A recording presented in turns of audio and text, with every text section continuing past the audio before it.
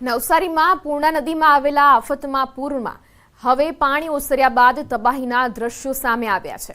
પુલની railing તૂટી ગઈ હતી। પૂર્ણાનો પ્રવાહ એટલો તેજ હતો કે નદીના પાણીમાં મોટા લાકડા પણ તણાઈ આવ્યા હતા, જે પુલની રેલિંગ પર અથડાયા હતા, જેથી ઘણી જગ્યાએ પુલની રેલિંગ તૂટી ગઈ હતી। જ્યારે નદીમાં વમળ ઉઠતા ડામર રોડની સરફેસ પણ ઉખડીને પાણીમાં વહી ગઈ હતી। જોકે પૂર્ણાની રૌદ્રતા બાદ પણ પુલને મોટું નુકસાન થયું નથી। પુલ સક્ષમ છે।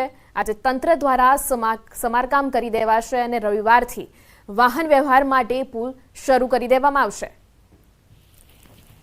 ગઈકાલે પૂર્ણા નદીએ પોતાનું રૌદ્ર સ્વરૂપ ધારણ કર્યું હતું ને નવસારી શહેરના નીચાણવાળા વિસ્તારોમાં પૂર્ણા નદી ફરી વળી હતી ને જળબંબાકારની સ્થિતિ પેદા કરી હતી। પરંતુ આજે જ્યારે પાણી ઓસર્યા છે ત્યારે પૂર્ણાનો જે પ્રકોપ છે એ પ્રકોપ બાદ જે આફત જે તાંડવ જે પૂર્ણાએ મચાવ્યો હતો એના દ્રશ્યો સામે આવ્યા છે। આ જે દ્રશ્યો છે એ નવસારીથી બારડોલીને જોડતો જે સ્ટેટ હાઈવે છે ત્યાંના દ્રશ્યો છે અને જે પૂર્ણા નદી પર બનાવવામાં આવેલ જે પૂર્ણા નદીનો બ્રિજ છે એ હાલ ડેમેજ થઈ ચૂક્યો છે। જે આરસીસી રેલિંગ અને જે રેલિંગો હતી એ પાણીનો જે ધસમસતો પ્રવાહ હતો એ પાણીના પ્રવાહમાં તણાઈ ચૂક્યું છે અને ધોવાઈ ગયો છે। એના કારણે આ માર્ગ છે હાલ વાહન વ્યવહાર માટે બંધ કરી દેવાની ફરજ પડી છે અને લોકોને મોટો ચકરાવો લેવા પડવાની નોબત આવી છે। આપણી સાથે નવસારી કાર્યપાલક ઇજનેર છે, એમની સાથે વાત કરીને જે સમગ્ર સ્થિતિ છે સ્થિતિનો ચિતાર મેળવીશું। શું સ્થિતિ છે હાલ અત્યારે? આજે ઓવરબ્રિજ બંધ કરી દેવામાં આવ્યો છે। ઓવરબ્રિજ બંધ કરવા માટે જે ઓવરટોપિંગ થવાના કારણે બ્રિજની વેરિંગ સરફેસને નુકસાન થયેલું છે અને લાકડાના કારણે જે પૂરમાં આવેલા લાકડાના કારણે રેલિંગ તૂટી ગયેલ છે। આજે સાંજ સુધીમાં આ બધી કામગીરી પૂર્ણ કરી દેવામાં આવશે। રેલિંગો પણ તૂટી ગઈ છે અને જે આરસીસી જે પેચ રોડ હતો જે રેલિંગ કહેવામાં આવે તો એ મુખ્ય કારણ શું અને કયા કારણોસર? જે ઉપરથી મોટા લાકડા આવવાના કારણે લાકડા એને અથડાતા રેલિંગ તૂટી ગયેલ છે। બીજું કોઈ ડેમેજ ખરું? ના, કોઈ બીજું ડેમેજ કોઈ નથી। કેટલા સમયમાં વાહન વ્યવહાર અત્યારે? આજે સાંજ સુધી બધું થઈ જશે। બસ અત્યારે મજૂરો આપની સામે જ છે, મજૂરો ઊભા છે અને મટીરિયલ આવે છે, થઈ જશે। ચોક્કસથી નવસારી અને બારડોલીને જોડતો જે મુખ્ય માર્ગ છે એ હાલ વાહન વ્યવહાર માટે બંધ છે, પરંતુ જે રીતના અધિકારીઓ પુલને વહેલો ચાલુ કરવાની જે કવાયત હાથ ધરી છે તે ક્યાંક સાંજ સુધીમાં આ પુલ ફરી રાબેતા મુજબ શરૂ થઈ જશે અને લોકો માટે આવતીકાલથી કહી શકાય કે આવતીકાલથી ફરી બારડોલી અને નવસારીને જોડતો રોડ જે છે એ ફરી શરૂ થઈ જશે। ભાવિન પટેલ, ન્યૂઝ 18 ગુજરાતી, નવસારી। નવસારીના શાંતાદેવી રોડ વિસ્તારમાં પૂરના કારણે ડાયમંડ, ટેક્સટાઇલ અને નાના ધંધાર્થીઓને ભારે નુકસાન થયું છે। પૂર્ણાના પાણી દુકાનો અને વિવિધ ઓફિસમાં ભરાઈ ગયા હતા, જેના કારણે નવા સ્ટાર્ટઅપ સાથે જોડાયેલા યુવાનોને મોટા પાયે નુકસાન થયું છે। નાના સ્ટાર્ટઅપ ધરાવતા ઉદ્યોગ સાહસિકો સામે સમસ્યાઓનો ઢગલો થઈ ગયો છે। આ વિસ્તારમાં મધ્યમ વર્ગના પરિવારો નાના મોટા ધંધા રોજગારથી પોતાનું ગુજરાન ચલાવે છે। જોકે પૂરના પાણીમાં ધંધાર્થીઓને મોટું નુકસાન થયું છે, જેમાંથી ઉભરતા ઘણો સમય લાગી જશે।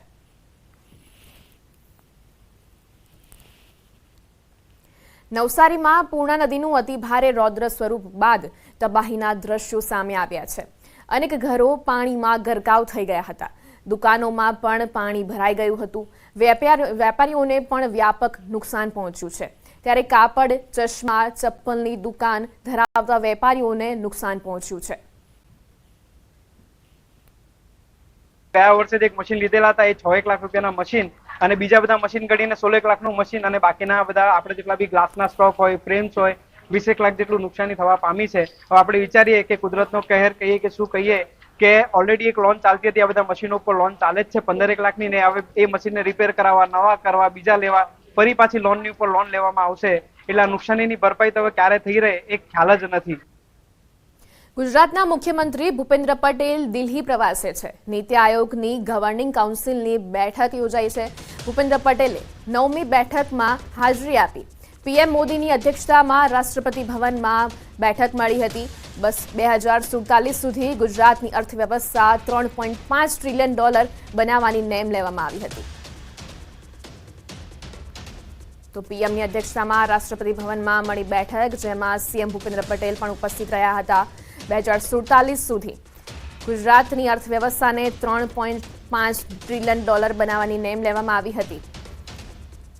તો ભૂપેન્દ્ર પટેલે 9મી બેઠકમાં હાજરી આપી. નીતિ આયોગની દિલ્હીમાં બેઠક મળી હતી, જેમાં ગુજરાતના સીએમ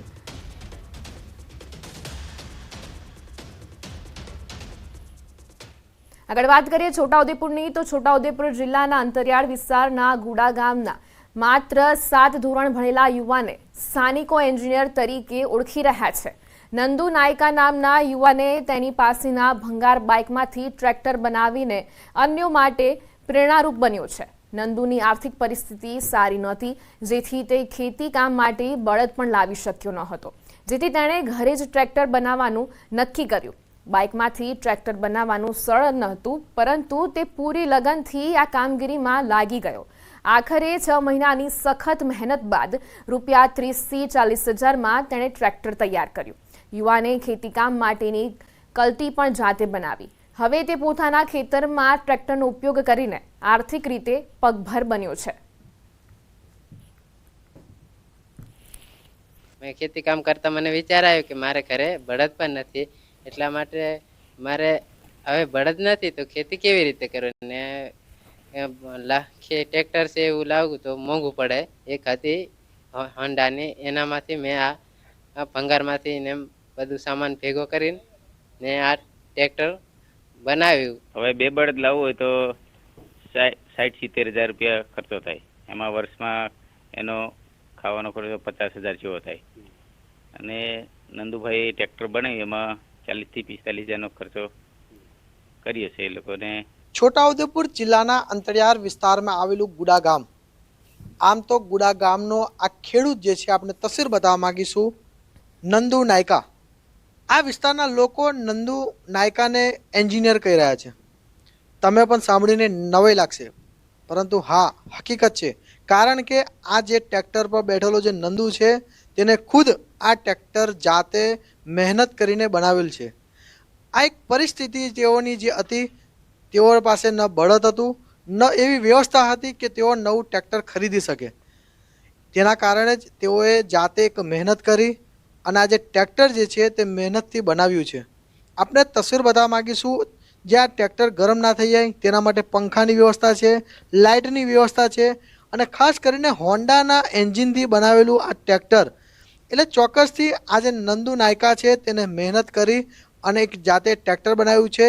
કારણ કે તેઓની પરિસ્થિતિ એ પ્રમાણે હતી કે તેઓ રોજગાર માટે આમ તેમ ભટકી રહ્યા હતા, પરંતુ આ નંદુ નાયકા કે જેઓ 7 પાસ છે, તેઓએ એન્જિનિયર જેવું કામ કરી બતાવ્યું છે. મજબૂરી જેઓની હતી તે પ્રમાણે તેઓએ જે કામ કર્યું છે. કારણ કે જો ટ્રેક્ટર લેવા જાવ તો 4 લાખમાં પણ ના મળે, પરંતુ માત્ર 40,000માં આ ટ્રેક્ટર ઊભું કર્યું છે. તમને બતાવવા માગીશ કે ટ્રેક્ટર જેવી તમામ વ્યવસ્થાઓ આ નંદુ નાયકાએ ઊભી કરી છે. આ જે પાછળની જે લોટરી છે તેને નીચે કરવા માટેની વ્યવસ્થા ઊભી કરી છે. ટેપની પણ વ્યવસ્થા ઊભી કરી છે. એટલે ચોક્કસથી જે પણ કંઈક ટ્રેક્ટરમાં જે આવે છે તે પ્રમાણે તમામ વ્યવસ્થા તેઓએ ઊભી કરી છે. એટલે આ જે નંદુ નાયકા છે તેઓની જે મહેનત છે જે સફળ કરી છે, અને આ જે તેઓનું પરિવાર જે છે તે ગુજરાન ચલાવવા માટેની તમામ વ્યવસ્થા નંદુએ કરી છે. પરંતુ હવે નંદુ એક આશ રાખી રહ્યા છે, સરકાર યા તો NGO તેઓની મદદે આવે, તેઓને હજુ પણ કંઈક કરવું છે, ગામ માટે, દેશ માટે કંઈક કરી બતાવવું છે, પરંતુ તેઓને સરકાર મદદ કરે તેવી ગુહાર લગાવી રહ્યા છે. સેજબ ખત્રી, ન્યૂઝ 18 ગુજરાતી, છોટાઉદેપુર. છોટાઉદેપુર જિલ્લાની જીવાદોરી સમાન ગણાતી ઓરસંગ નદી 2 કાંઠે વહી રહી છે, જેથી બોડેલી તાલુકાનો જોજવા આડબંધ ઓવરફ્લો થતા વિસ્તારના લોકોમાં ખુશીનો માહોલ છવાયો છે. ઉપરવાસમાં એટલે કે મધ્યપ્રદેશમાં ભારે વરસાદના કારણે જિલ્લાની જીવાદોરી સમાન ગણાતી ઓરસંગ નદી 2 કાંઠે વહેવા લાગી છે. આમ તો છોટાઉદેપુર જિલ્લામાં નહિવત વરસાદ છે, પરંતુ ઉપરવાસમાં ભારે વરસાદને લઈ બોડેલી નજીક આવેલ જોજવા ડેમ ઓવરફ્લો થયો છે. પાણીના સ્તર નીચે જતા જગતનો તાત ચિંતામાં મુકાયો હતો. ત્યારે ઓરસંગ નદી 2 કાંઠે વહેતા તેમજ જોજવા ડેમ ઓવરફ્લો થતા હવે જમીનમાં પાણીના જળસ્તર ઊંચા આવશે અને સિંચાઈ માટે પાણી મળશે. જે ઓવરફ્લો થયો ડેમ બહુ સારો દેખાય નજારો દેખવા મળે છે. એના માટે જે પાણીની સમસ્યા છે એ બી દૂર થઈ જશે, અને જે ખેડૂતોની અંદર જે સિંચાઈનો પ્રશ્ન છે પાણીનો એ બી પ્રોબ્લેમ સોલ્વ છે એવું લાગી રહ્યું છે. આ વખતે ડેમમાં આજે 2 કાંઠે ઓરસંગ વહી રહી છે અને પાણી ખૂબ સરસ આવ્યું છે આજે, અને એ પાણી આવવાના કારણે આજુબાજુના જે ખેડૂતો છે એમને પાણી ઉનાળામાં અને શિયાળામાં જે સ્તર ઊંચું આવશે એના લીધે ખૂબ ફાયદો થશે. છોટાઉદેપુર જિલ્લાની જીવાદોરી સમાન ઓરસંગ નદી બે કાંઠે વહી રહી છે. આપણે તસવીર બતાવવાનો પ્રયત્ન કરીશું. બોડેલી તાલુકાના જોજવા ગામ નજીક આવેલો જે રજવાડાના સમયની અંદર આ ડેમ બનાવવામાં આવ્યો હતો. હાલ આ જે ડેમ છે ઓવરફ્લો થઈ રહ્યો છે. સિઝનમાં પહેલીવાર આ ડેમ ઓવરફ્લો થયો છે. ખાસ કરીને આ જે વિસ્તાર છે રેડ ઝોન વિસ્તાર છે. રજવાડાના સમયની અંદર આ વિસ્તારના લોકોને ખેડૂતોને તકલીફ ના પડે તેના માટે આ ડેમ બનાવવામાં આવ્યો હતો. ખાસ કરીને આજે આ જે ઓરસંગ નદીની અંદર જે પાણીની આવક વધી છે. મહત્વની બાબત એ છે કે ઉપરવાસમાં જ્યારે ભારે વરસાદ થઈ રહ્યો છે જેના કારણે ઓરસંગ નદીની અંદર પાણી આવ્યું છે અને આજે ડેમ જે ઓવરફ્લો થયો છે. આ ઓવરફ્લો થતાં જ આસપાસના કેટલાક વિસ્તારના લોકો જે છે ડેમને નિહાળવા માટે પણ આવ્યા છે. આપણે તસવીર બતાવવા માગીશું. આજે ડેમની પારી પર ઊભા રહીને લોકો આજે ડેમનો નજારો જોઈ રહ્યા છે અને આ વિસ્તારના ખેડૂતોની અંદર જે અનેરી ખુશી જોવા મળી રહી છે. મહત્વની બાબત એ છે કારણ કે આજે ડેમની અંદર પાણી નહિવત હતું અને આ વિસ્તારના ખેડૂતો મુશ્કેલીમાં હતા. જો પાણીની આવક ન થાય તો આ વિસ્તારના ખેડૂતોની સિંચાઈનો લાભ નહોતો મળતો. પરંતુ જ્યારે આજે ઓરસંગ નદીની અંદર જે રીતે પાણીની આવક થઈ છે જેના કારણે આ વિસ્તારના ખેડૂતોની અંદર અનેરી ખુશી જોવા મળી છે. સેજાબ ખત્રી, ન્યૂઝ 18 ગુજરાતી, છોટાઉદેપુર.